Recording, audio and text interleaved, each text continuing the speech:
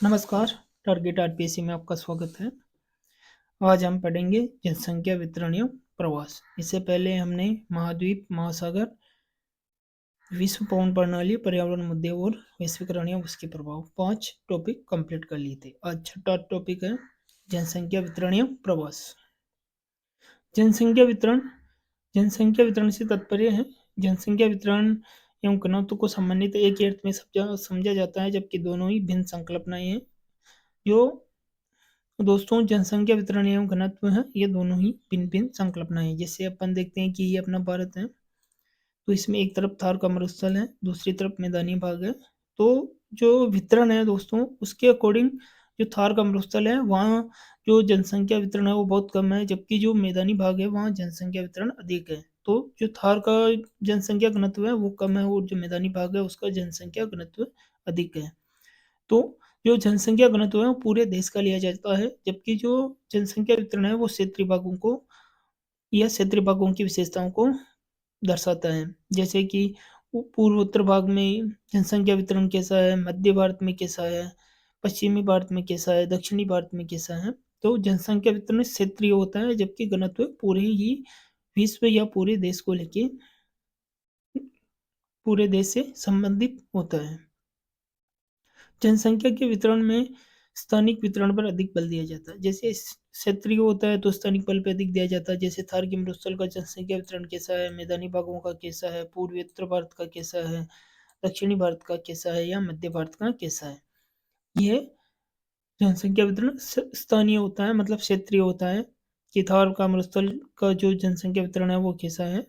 किस प्रकार जनसंख्या वितरण क्षेत्रीय होता है, जबकि घनत्व है वो पूरे विश्व या देश से संबंधित होता है, जिससे क्षेत्रीय प्रतिरूप को स्पष्ट किया जाता है। दूसरी ओर जनसंख्या घनत्व जनसंख्या आकार एवं क्षेत्र के आनुपातिक संबंधों पर बल देता है। मोस्ट इंपोर्टेंट है, जो जनसंख्या घनत्व है वो आनुपातिक संबंधों पर बल देता है, जबकि जो जनसंख्या वितरण है ये क्षेत्रीय भागों पर अधिक बल देता है। जनसंख्या वितरण से आशय जनसमूह के स्थानिक वितरण से है, मतलब जो घनत्व है वो आनुपातिक संबंधों से है, जबकि जो जनसंख्या वितरण है जो वो किससे हैं, स्थानिक वितरण से संबंधित है। इस पक्ष में मनुष्य के धरातल पर स्थित जन प्रारूप का बोध होता है। समस्त भू सतह पर जनसंख्या का वितरण समान रूप से नहीं पाया जाता है। विश्व की लगभग 80% जनसंख्या केवल 20% भूभाग पर ही केंद्रित है। मोस्ट इंपोर्टेंट है दोस्तों, जो स्थलीय भाग है उसका 20% भाग पर विश्व की 80% जनसंख्या रहती है, जबकि शेष 20% जनसंख्या विषम परिस्थितियों वाले 80% धरातल पर वितरित है। सन 2013 के अनुसार जो जनसंख्या है वो 714 करोड़ थी, जबकि वर्तमान के अनुसार लगभग अनुमानित है 820 करोड़ है। ये जनसंख्या पृथ्वी के 13.6 करोड़ वर्ग किलोमीटर के स्थल क्षेत्र, मतलब जो स्थलीय भाग है उसका कितना क्षेत्रफल है, 13.6 वर्ग किलोमीटर के स्थल क्षेत्र पर अत्यंत असमान रूप से वितरित है। विश्व जनसंख्या के असमान वितरण का प्रतिरूप, विश्व की लगभग 2/3 जनसंख्या उसके 14% भाग पर निवास करती है। कितनी, 2/3। सभी जो स्टेटमेंट है मोस्ट इंपोर्टेंट है, इनसे 2 से 3 बार प्रश्न आ चुका है पिछले 6 या 7 एग्जामों में। पृथ्वी की 2/3 जनसंख्या उसके लगभग 14% भूभाग पर निवास करती है। एक अन्य अनुमान के अनुसार विश्व की लगभग 57% जनसंख्या इसके स्थलीय क्षेत्र के 5% भाग पर निवास करती है। कितनी, विश्व की 57% जनसंख्या जो स्थलीय भाग है केवल उसके 5% भाग पर ही निवास करती है। विश्व का 2/3 भाग निर्जन्य है, मतलब 2/3 भाग निर्जन्य है। 90% भूभाग पर मात्र 10% जनसंख्या रहती है, जबकि 10% स्थलीय भाग पर कुल जनसंख्या का 90% संकेंद्रित है। विश्व की 85% जनसंख्या उत्तरी गोलार्ध में तथा 15% जनसंख्या दक्षिणी गोलार्ध में पाई जाती है। जब अपन महाद्वीप पढ़ रहे थे तब अपन ने पढ़ा था, जो पहला ही वीडियो था या पहला ही जो चैप्टर था उसमें, कि जो उत्तरी गोलार्ध है उसको स्थलीय गोलार्ध बोलते हैं क्योंकि वहाँ स्थलीय भाग ज़्यादा है, और जो दक्षिणी गोलार्ध है उसको जलीय भाग बोलते हैं क्योंकि वहाँ जलीय भाग ज़्यादा है। विश्व की लगभग 3/4 जनसंख्या एशिया एवं यूरोप महाद्वीपों में रहती है। केवल एशिया महाद्वीप में ही विश्व का 60% से अधिक जनसंख्या निवास करती है। जो केवल एशिया महाद्वीप है उसमें ही विश्व की 60% से अधिक जनसंख्या निवास करती है। ओनेशिया में विश्व जनसंख्या का मात्र आधा प्रतिशत रहता है। जो ओनेशिया का मतलब है ऑस्ट्रेलिया और न्यूजीलैंड वाला पार्ट है, उसमें विश्व का लगभग आधे प्रतिशत से भी कम जनसंख्या पाई जाती है।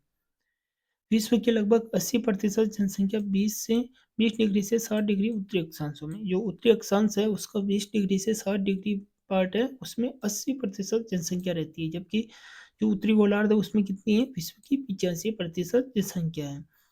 60 डिग्री अक्षांश के उत्तर में विश्व की 1% से भी कम जनसंख्या निवास करती है। जो 60 डिग्री उत्तरी अक्षांश है उससे ऊपर, जिसमें अपन देख सकते हैं रूस का साइबेरिया पार्ट आता है, ग्रीनलैंड है, कनाडा है, जो आइलैंड है, इनमें क्या है, केवल विश्व की 1% जनसंख्या भी नहीं रहती है। डेनमार्क है या जो भी स्कॉटलैंड वगैरह है, तो वहाँ पे विश्व की 1% भी कम जनसंख्या रहती है। विश्व की जनसंख्या का लगभग 75% भाग महाद्वीपों के किनारे बसा है। जो पूरे विश्व की जनसंख्या है, जितने भी महाद्वीप है उनके किनारों पे विश्व की जनसंख्या का लगभग 75% भाग निवास करता है। महाद्वीपों के आंतरिक भागों की ओर जनसंख्या का संकेंद्रण करता है। जैसे ही अपन महासागर के किनारों से, ये महासागर के किनारों से अगर अपन महाद्वीपों के अंदर चलेंगे तो जो जनसंख्या का संकेंद्रण है वो घटेगा। विश्व के लगभग 80% जनसंख्या सागर तल से 500 मीटर की ऊंचाई पर रहती है। कितनी दोस्तों, 80% जो जनसंख्या है वो सागर तल से 500 मीटर की ऊंचाई पर रहती है। जो 20 डिग्री से 60 डिग्री उत्तरी अक्षांश है उसके उसमें भी 80% जनसंख्या रहती है। उक्त उल्लिखित तथ्यों से स्पष्ट है कि विश्व में कई अति विशाल क्षेत्र में विरल आबाद है, तो कुछ अपेक्षाकृत रूप से छोटे क्षेत्र में अधिक सघन आबाद है। मतलब कहीं जनसंख्या बहुत अधिक है तो कहीं बहुत कम है। 75% से अधिक भाग विकासशील देशों में, मतलब 75% से, या 3/4 भाग विकासशील देशों में, जबकि शेष भाग विकसित राष्ट्रों में निवास करता है। जो कुल जनसंख्या है विश्व की, उसका 75% भाग विकासशील देशों में है, जबकि 25% भाग विकसित राष्ट्रों में है। जनसंख्या मिलियन में देखें तो एशिया में 43.2 मिलियन 2013 के अनुसार कुल विश्व का 60% जनसंख्या है। अफ्रीका में है 1100 मिलियन 15%, यूरोप में 740 मिलियन 10%, उत्तरी अमेरिका में 557 मिलियन 8%, दक्षिण अमेरिका में 401 मिलियन 5.6%, जबकि जो ऑस्ट्रेलिया है उसमें मात्र 0.38 मिलियन है और 0.54% जनसंख्या विश्व की निवास करती है। यह जनसंख्या के अनुसार क्रम भी है: एशिया, अफ्रीका, यूरोप, उत्तरी अमेरिका, दक्षिण अमेरिका और ऑस्ट्रेलिया। विश्व जनसंख्या में सर्वाधिक वृद्धि विकासशील एवं सबसे कम वृद्धि विकसित राष्ट्रों में हुई है। जो सर्वाधिक जनसंख्या में वृद्धि है वो कहाँ हो रही है, विकासशील राष्ट्रों में, और सबसे कम वृद्धि कहाँ है, विकसित राष्ट्रों में। पृथ्वी का 50% भूभाग मानव निवास के अनुकूल नहीं होने के कारण निर्जन है। मतलब जो विश्व की जो कुल क्षेत्रीय भाग है उसमें से 50% तो मतलब बिल्कुल भी अनुकूलनीय नहीं है। वहाँ की जो जलवायु है वो मानव के निवास के लिए बिल्कुल भी अनुकूल नहीं है, इसलिए वो कैसा है, निर्जन भाग है। विश्व का बड़ा भाग विश्व के 4 विशाल क्षेत्रों में निवास करता है, जो भौगोलिक दृष्टि से महाद्वीपों के कुछ विशेष उपयुक्त भाग है। इस विस्तृत और बसे क्षेत्र में के प्रमुख जनसंख्या समूह होते हैं। ये जनसंख्या महासमूह है। जो कुल जनसंख्या महासमूह है वो कितने हैं, 4 है। एशियाई जन महासमूह, यूरोपीय जन महासमूह, अमेरिकी जन महासमूह और अफ्रीकी जन महासमूह।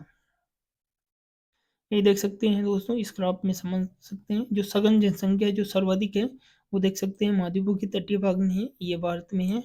ये चाइना का पार्ट आ गया दोस्तों, चाइना, बांग्लादेश, ये यहाँ पे बांग्लादेश वाला पार्ट भी है दोस्तों। ये म्यांमार जो दक्षिण पूर्वी एशिया है, और चाइना है। यहाँ पे सघन विश्व की सघन जनसंख्या रहती है। ये देख सकते हैं आप, जापान के जो द्वीप है यहाँ पे भी सघन जनसंख्या है। जो सीधी लाइनें हैं वहाँ कैसी है दोस्तों, वहाँ है सामान्य जनसंख्या। और जो dot dot dot dot dot है यहाँ पे कैसी है, विरल जनसंख्या।